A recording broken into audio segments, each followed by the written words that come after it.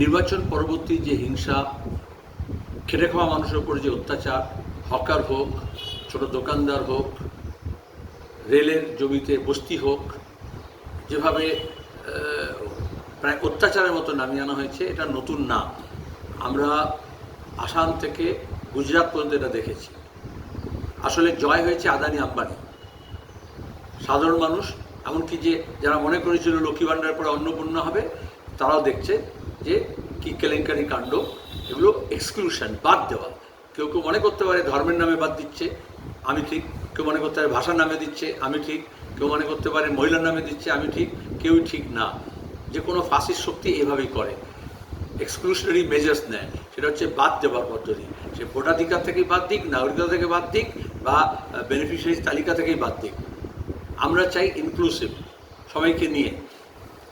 এছাড়াও আমরা দেখছি যেভাবে বিরোধীদেরকে অন্যায় করেছে আমরা জানি, দুর্বৃত্তরা জানি, চোর জোচ্চোর কাটমানি।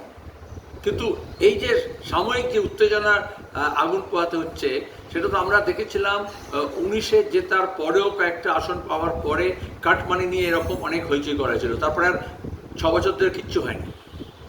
ঘরের টাকা নিয়ে হোক, 100 দিনের কাজের টাকা নিয়ে হোক, যে দুর্নীতি হয়েছে, আমরা বারবার বলি যে টাকা লুট করেছে সেখানে দাঁড়িয়ে সেগুলোকে ফেরত দিতে হবে। সাধারণ মানুষের টাকা, কিন্তু তার বদলে কোথাও কাউকে হাফ প্যান্ট পরিয়ে, কাউকে আন্ডার প্যান্ট পরিয়ে, আর পুলিশের এরকম দরদাস হয়েছে। যা তৃণমূলের নেতৃত্বে করেছে, এখন তাই বিজেপি সবাই করছে। তাহলে তো পুলিশ রিফর্মও দরকার আছে, ইলেকট্রাল রিফর্মের পাশাপাশি।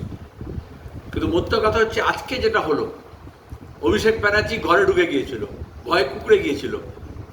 মানুষের ঘৃণা আছে, রাগ আছে, ক্ষোভ আছে। কিন্তু এই যে পচা ডিম ছোড়া হবে, চোর চোর বলে চিৎকার করা হবে, আসলে যে তৃণমূল গুরুত্ব হারিয়েছে তাকে আবার গুরুত্বপূর্ণ করার চেষ্টা করা হচ্ছে। কারণ আরএসএস বলে দিয়েছে। কারণ আমরা ম্যাগাজিনগুলোতে দেখছি, দিল্লিতে বসে অনেকে পরামর্শ দিচ্ছেন, পত্রিকায় পরামর্শ দিচ্ছেন। স্বস্তিক পত্রিকার গত সপ্তাহে লেখাতে আমরা দেখেছি যে সিপিআইএম সম্পর্কে সাবধান।